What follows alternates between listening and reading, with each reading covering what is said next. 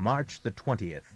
Numbers 31 through 31:54. Now Moses summoned the leaders of the tribes and told them, The Lord has commanded that when anyone makes a promise to the Lord, either to do something or to quit doing something, that vow must not be broken. The person making the vow must do exactly as he has promised. If a woman promises the Lord to do or not do something, and she is still a girl at home in her father's home, and her father hears that she has made a vow with penalties but says nothing, then her vow shall stand. But if her father refuses to let her make the vow, or feels that the penalties she has agreed to are too harsh, then her promise will automatically become invalid.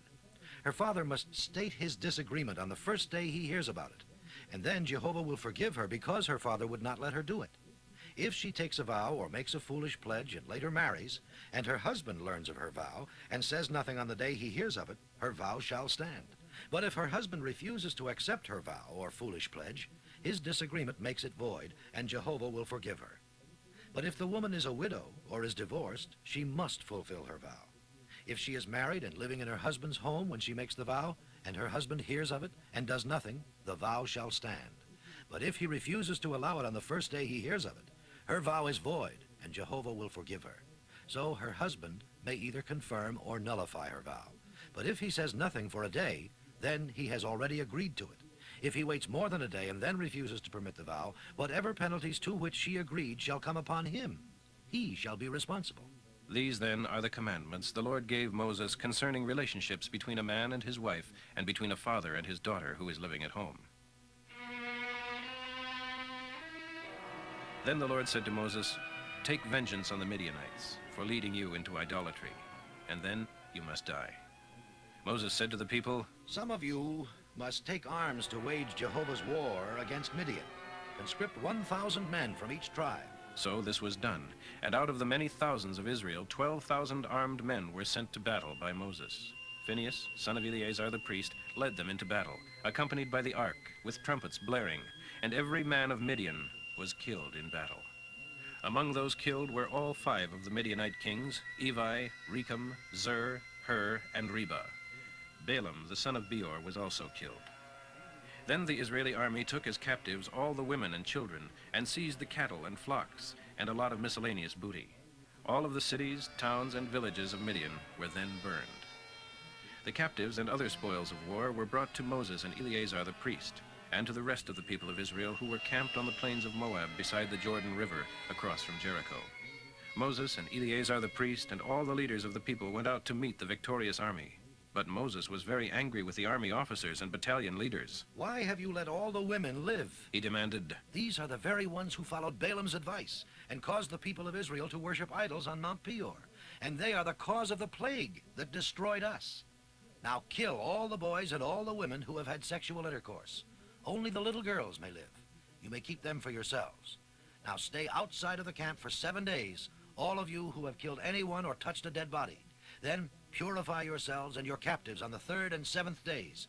Remember also to purify all your garments and everything made of leather, goat's hair, or wood. Then Eleazar the priest said to the men who were in the battle, This is the commandment Jehovah has given Moses.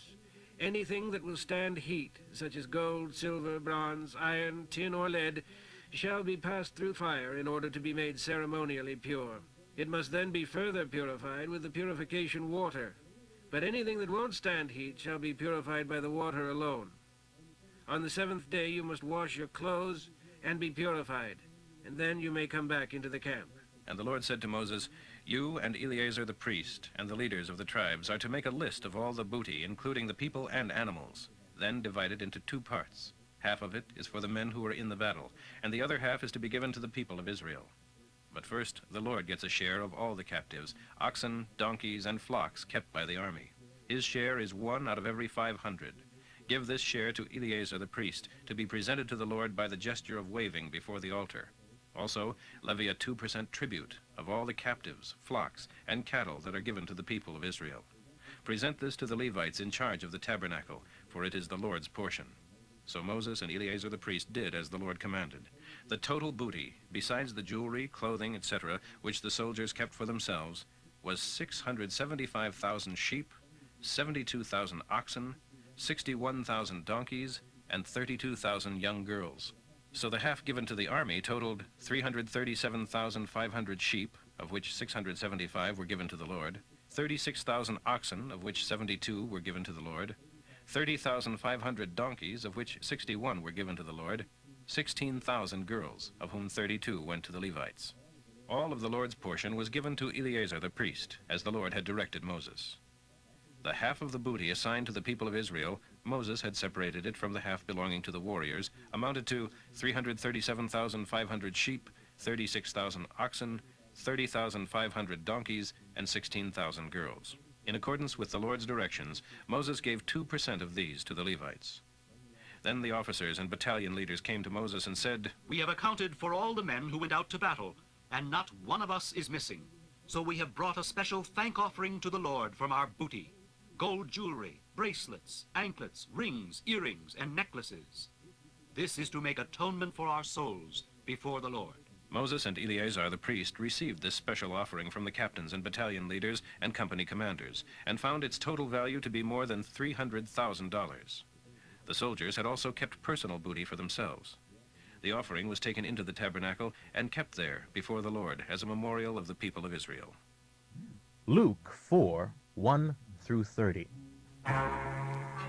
Then Jesus, full of the Holy Spirit, left the Jordan River, being urged by the Spirit out into the barren wastelands of Judea, where Satan tempted him for 40 days. He ate nothing all that time, and was very hungry.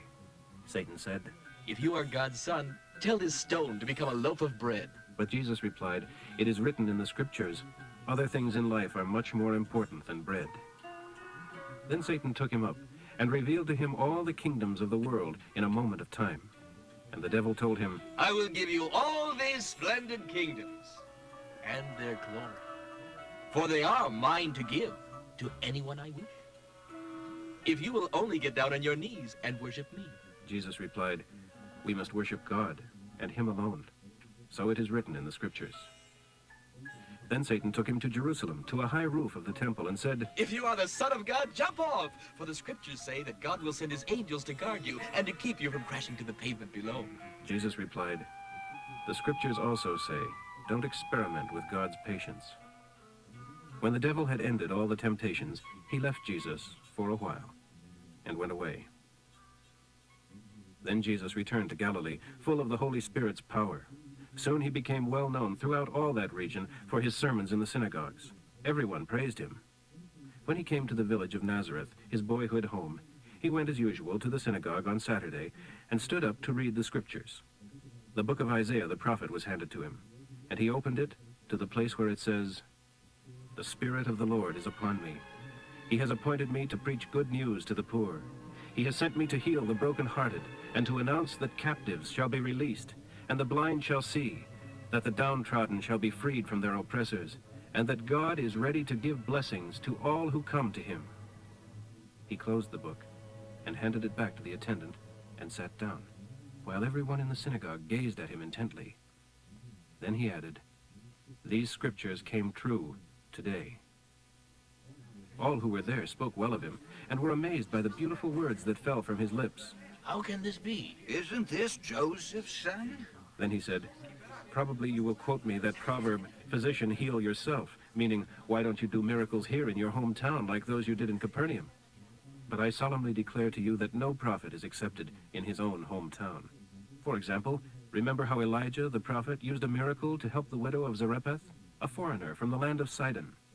There were many Jewish widows needing help in those days of famine, for there had been no rain for 3.5 years, and hunger stalked the land. Yet Elijah was not sent to them. Or think of the prophet Elisha, who healed Naaman, a Syrian, rather than the many Jewish lepers needing help." These remarks stung them to fury, and jumping up, they mobbed him and took him to the edge of the hill on which the city was built, to push him over the cliff. But he walked away through the crowd and left them. Psalm 63, 1 through 11. O God, my God, how I search for you.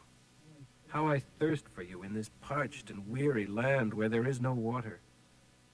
How I long to find you. How I wish I could go into your sanctuary to see your strength and glory, for your love and kindness are better to me than life itself. How I praise you. I will bless you as long as I live, lifting up my hands to you in prayer. At last I shall be fully satisfied. I will praise you with great joy. I lie awake at night thinking of you, of how much you have helped me, and how I rejoice through the night beneath the protecting shadow of your wings. I follow close behind you, protected by your strong right arm.